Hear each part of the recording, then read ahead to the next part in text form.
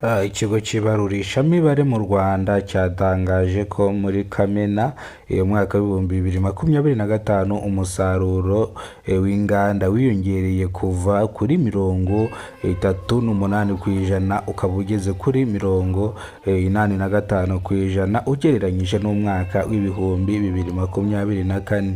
Inganda zitandukanye umusaruro wariyongereye cyane, ni mu gihe n'umusaruro w'ubuhinzi w'ubworozi nawo wazamutse 40%, ni mu gihe mu mwaka w'ibihumbi 2025 wazamutse ukagera kuri 60.4. Bisobanuye yuko rero tugiye kujya no kwa kino cyago no kwino tape. Abasenateri bafashe icyemezo cyo gutumiza Minisitiri w'Intebe Edouard Nsengiyumva kugira ngo asobanure ingamba nshya zizakoreshwa nyuma y'uko leta itabashije kugera ku ntego yari yarihaye mu mwaka w'ibihumbi 2024 kugabanya ibikoreshwa ku nkwi ndetse n'amakara. Ibyo ngibyo biraza no kutuganisha ku makuru yacu twateganyirijwe n'ikigo gishinzwe ibintu bitandukanye mu gihugu cy'u Rwanda RDB, urwego rw'igihugu cy'amaki y'amakuru. Niba ari bwo bwa mbere ugeze kuno muyoboro wa Kidatsamura TV Rwanda, kora subscribe ufungure inzogera kugira ngo uzajye ubasha kubona amakuru mu gihugu cy'u Rwanda. Kidatsamura ni ihuriro ry'ibiganiro bitandukanye mu gihugu cy'u Rwanda. Ubwo amakuru yacu reka tuyahere hano. Ikigo cy'igihugu cy'ibarurishamibare mu Rwanda cyatangaje ko muri Kamena mu mwaka w'ibihumbi 2025 umusaruro w'inganda wiyongereye kuva kuri 40% ukaba ugeze kuri 85% ugereranyije n'umwaka w'ibihumbi 2024. Bivuze ko rero umusaruro w'inganda wavuye kuri 64.4% ukagera kuri 85%. Bivuze ko rero umusaruro wiyongereye cyane. Bisobanuye ko rero ibiribwa ndetse n'ibikomoka ku matungo ndetse inkoko, amagi, ibintu bitandukanye nabyo byiyongereye kuri 80%. Ni mu gihe bamwe na bamwe bya bindi bakunze kuvuga ngo imibereho myiza cyangwa imirire y'abana, amagi cyangwa ibikomoka ku matungo rwose ni munange hano mu gihugu cy'u Rwanda.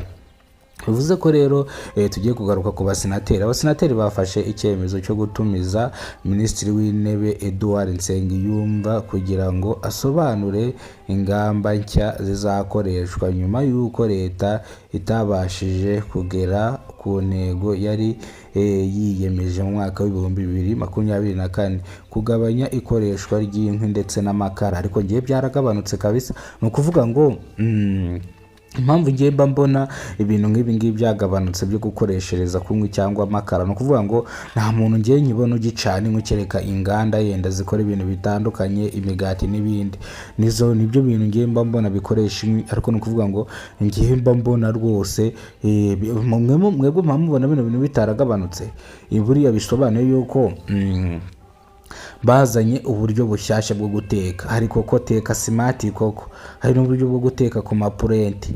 Ngira ngo byaragabanutse kabisa ibintu byo gucana. No kuvuga ngo byaragabanutse 99% byaragabanutse rwose. Ntago byagize biraho, byaragabanutse. Rero bikatwohereza cyangwa bikatujyana nanone ku kigo cy'igihugu cy'ibarurishamibare mu Rwanda cyatangaje ko muri Kamena umwaka wa 2025 umusaruro w'inganda wiyongereye kugeza kuri 85% ugereranyije n'umwaka wa Kamena mu mwaka wa 2024. Ni ukuvuga ngo umusaruro w'inganda wavuye kuri 64% ukaba ugeze kuri 84%. Bivuze ngo ni umusaruro cyangwa ni ibintu byose, ubworozi, ubuhinzi ndetse n'ibikomoka ku matungo. Ubwo ndavuga amata, amagi ndetse n'inyama. Ni ukuvuga ngo byose hari ibikomoka ku matungo. Ubwo rero amakuru yacu arahita twerekeza ku mazina bagiye kwita ingagi mu mwaka w'ibihumbi 2025. Bivuze ngo hari ingagi zisanga 40 zavutse zikenewe kwita amazina, harimo 18 zavutse mu mwaka w'ibihumbi 2024 nabo cyangwa izi ngagi zikenewe kwitwa amazina. Ese muzi igihe izi ngagi bazazitira amazina? Reka mbabwire igihe bazitira amazina. Bivuga ngo ni ku itariki 5 Nzeri umwaka w'ibihumbi 2025 nibwo bazita amazina y'ingagi. Bivuze ngo rero urararikiye kuri Kidatsamura TV Rwanda uzaze wirebere live kuntu ingagi bazita amazina.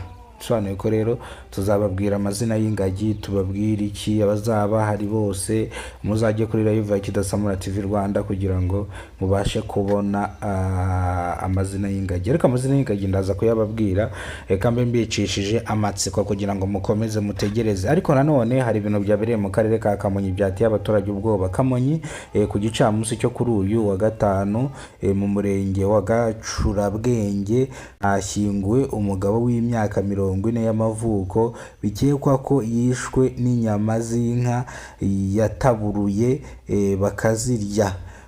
Umugenzo wo kumushyingura ukaba wakozwe n'inzego z'ubuzima kugira ngo hatagira umuntu wandura. Aya makuru si ubusi nayavuzeho, ariko ari amakuru nkeka ko nayasobanuye. Mujye kuri Kidasamura TV Rwanda muraza kuyasanga hari nayasobanuye. Aha rero niba ari bwo bwa mbere ugeze kuno muyoboro wa Kidasamura TV Rwanda, ibuka gukora subscribe, ufungura inzogera, ibiganiro nakagaruka mu kanya turaje dukore n'ibindi biganiro bitandukanye mu gihugu cy'u Rwanda. Mwari muri kumwe mwana makuru, nitwa Kidasamura, urw'inkorogoto bakora rugakongoma. Muhawe ikaze kuri Kidasamura TV Rwanda. Wowe wakoze subscribe uruwa gaciro, nawe utarayikora yikore. Nongera kubifuriza ubuzima buzira umuze n'umunsi mwiza.